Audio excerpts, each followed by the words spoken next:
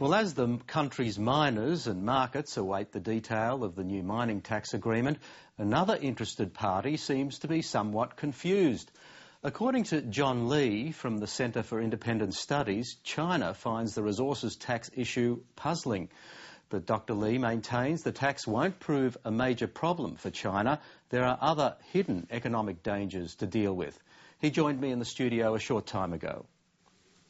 Well, John Lee, thanks for joining Late Line Business tonight. Thank you, my pleasure. Now, we haven't heard too much from China during this debate about the resources super profits tax. How do you interpret that? Because we did seem to get more of a response from China when we were discussing things like foreign investment rules. Well, they have been conspicuously quiet about this resource tax. I think the reality is that they don't know how the tax will operate, what impact it will actually have, both on the rollout of new projects and on the supply of commodities in the market generally.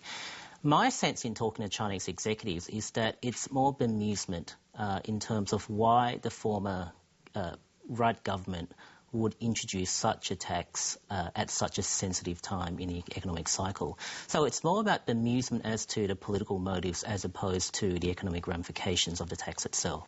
We saw the PMI, the manufacturing index, also released. It was weaker than expected. Does that suggest the slowdown in the Chinese economy is broadening? It does suggest that somewhat, but I wouldn't sort of put too much emphasis on that. The PMI figure was 52.1, which is the second consecutive monthly slowdown. But remember that anything over 50 still represents a growth in manufacturing output.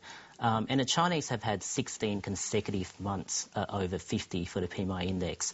This slowdown was largely expected. It was a result of a gradual slowing of the stimulus that occurred in 2008, 2009. I don't think it's really taken anyone by surprise in China anyhow. But is there more to come? Would you expect the manufacturing sector to slow even further? A few months ago, 6 months ago, we would have said no, but I think now we would say yes because of what's happening in Europe.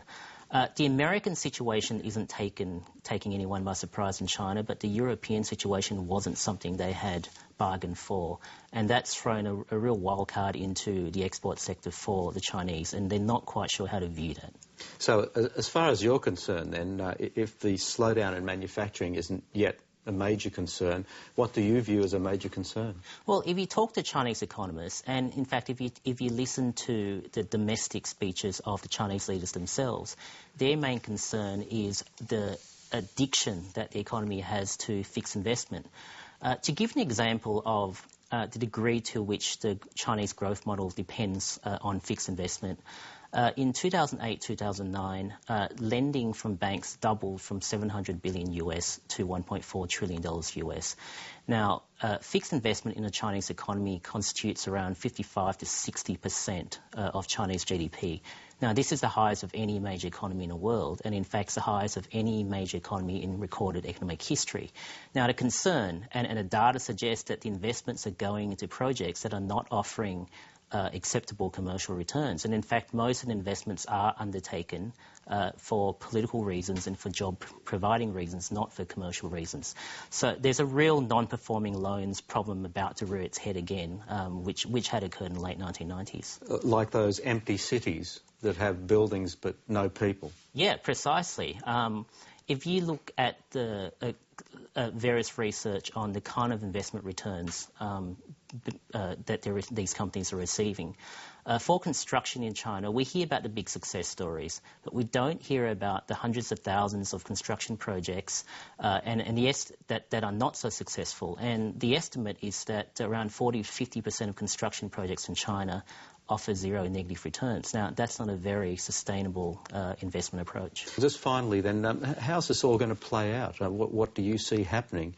Is it all going to cause some sort of collapse in China, or are they going to get through this? I think there are two options. If they keep going the way they're going, then you will have, if not a collapse, you'll have a very serious downturn, which would have social ramifications and political ramifications in China.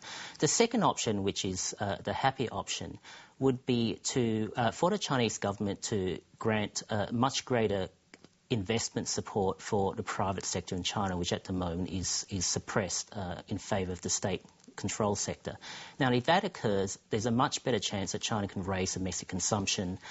This would allow its economic trajectory to be a lot more sustainable, and this would also allow across-the-board incomes to rise in China, which creates a much more stable social and political situation in the country. So that's the happier option for the country. Well, John Lee, we'll have to leave it there. Thanks for joining us. Thank you very much.